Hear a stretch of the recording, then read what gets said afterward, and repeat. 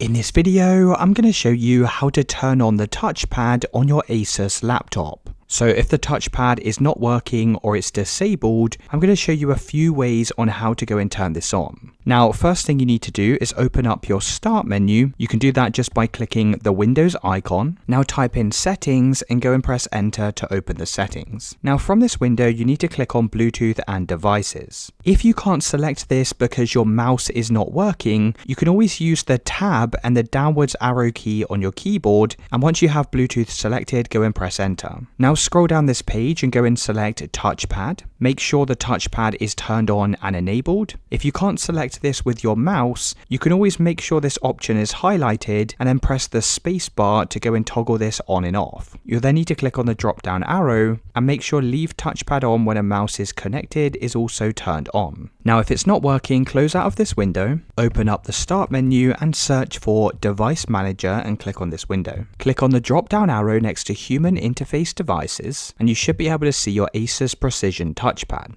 Go and right click on this and click on update driver. Press browse my computer for drivers. Click on let me pick from a list of available drivers. Click on the HID compliant touchpad and then go and press next and click on close. If it's still not working, you can try turning on the touchpad using a keyboard combination. Now this is going to differ depending on your model of laptop, but typically you want to hold down the FN key and then you also need to go and press one of the F keys on your keyboard. So this could be F6, F9, F7. You just need to go and look for the one with the touchpad icon. If you can't see this, you can also try all the different combinations. So on my computer, I just need to hold down FN and F6. Now once you've done this, your touchpad should now be working. Let me know in the comments if you found this video helpful.